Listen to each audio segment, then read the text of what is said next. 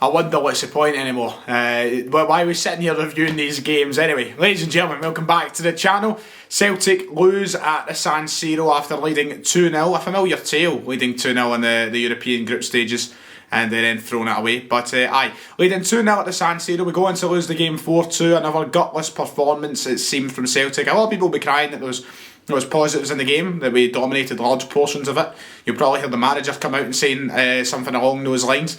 But it's not good enough. We're going to talk about it all after the intro. Let's just get right into it. Live from Springfield, the entertainment capital of this state, the Krusty Comeback Special. Send in the clowns. Quickly before we do get into the video, me and my team over at Mossrow Clothing are doing a giveaway this Christmas time. If you'd like to get involved, please make sure to check the top line of the description. We're collaborating with a page called Glasgow Source. You can go over there and win yourself a new pair of Yeezys, 200 quid, and a free Mossrow t-shirt as well. So please make sure to go and check that out. Something a bit more positive for Celtic fans over this Christmas period, considering the results in the park don't look to be getting any better. The photo on screen shows you here. Simple instructions, just follow them on the post, carry out all of them, and you'll be in with a chance of winning, £450 worth of goods or something. So do you know what? It's no bad. Make sure and check it out. Celtic have conceded 17 goals in the Europa League group stage, statistically speaking, and I'm not one for liking to go into the stats of football. I hate all this expected goals nonsense and all this. I prefer the days where we spoke about actual goals. But I'm not big at stats, but 17 goals across 5 games. We've got 1 game left to play, easily talking about 20 goals conceded probably in this group stage. That is the worst record out of any team across both of the major European competitions. And when you think about that, there is 32 teams in the Champions League, and there is, 48 or something in the Europa League, and we have the worst defensive record across all of those sides.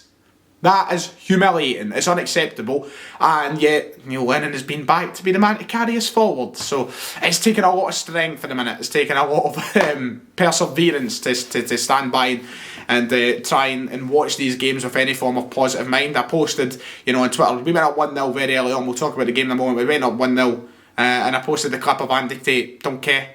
I felt no emotion. I am numb at this point. I really am. Until I feel like there is going to be change at the club and it's looking optimistic for the club, I am going to struggle to find emotion. Of course, people will be saying, why you not supporting the team? I am supporting the team. I want to support the team and I am. But I am numb. Emotionally numb. I feel nothing now. We scored the first, we scored the second. I knew it was coming.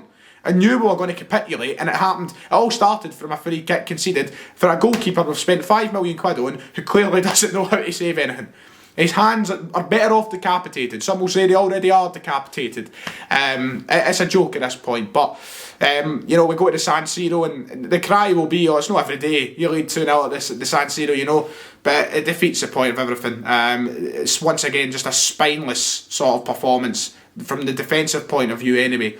And a lot of the mistakes picked up on in this game are going to be picked up on in the next few games, both tactically and just in terms of performance.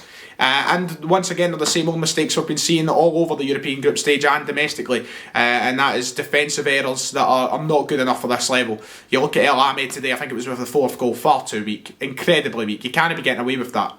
And El Ame is a player who I have very much liked since joining Celtic. I think he's been really good. He's added a lot of strength to a position that we lost out Mikael Lustig and such, but tonight he looked lost. We had Frimpong playing the right wing. For me, I'm worried that Frimpong now becomes the go-to for the right wing, and he was impressive at points tonight in terms of his work rate. He got forward well. If he had an end product, we'd score a lot more goals, both in terms of crossing and finishing. But for positives in his game, that can't become the norm. He cannot be the starting right winger for Celtic. Have we not learned anything from playing players out of position? Near Beaton is not a centre half. We know that. And as good as a performance you might get out of him sometimes at centre half, we have learned in moments in games where he should not be in that position. So Frimpong is going to be playing as a right winger all the time. It's Neil Lennon just repeating the same errors, which was very unlike Neil Lennon to repeat errors. But there's a lot of things over the park that have to be spoke about. But look, positive start I suppose for Celtic. You could say we go up 2-0 in the game.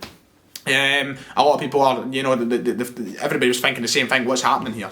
Was it the spark that Neil Lennon was looking for? Was it the fight back? Was it the answer to all the criticism that we've seen at the stadium at Sunday? No, it was never going to be.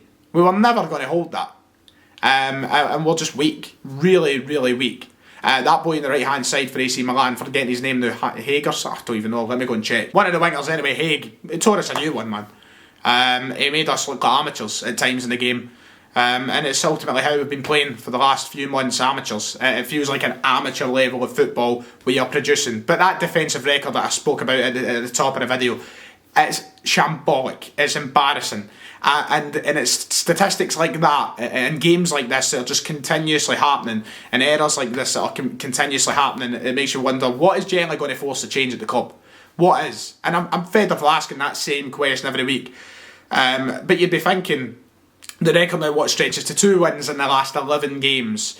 One against Aberdeen in the Cup, the other against Motherwell in the league.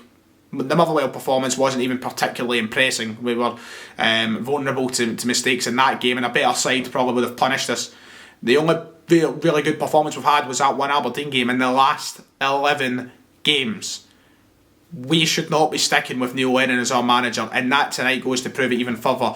He will speak in his interview, and I've not seen it yet. I don't know what he said already. He might say the complete opposite. But what I am assuming from past interviews after games, I am assuming Neil Lennon will come out tonight and say the players had the correct response. We had portions of the game we dominated. We went up 2-0. We looked aggressive moving forward. But none of that matters when you're losing games 4-2 and conceding 4 goals, 4 poor goals. It all cancels it out. After the success that we had last year on the European stage, we've utterly embarrassed ourselves this year. We've not won a game. We went up 2-0 in Lille, bottled it, drew 2-0. We were battered off AC Milan and Prague at Celtic Park. We were battered away to Prague, and now we've been battered at the San Siro.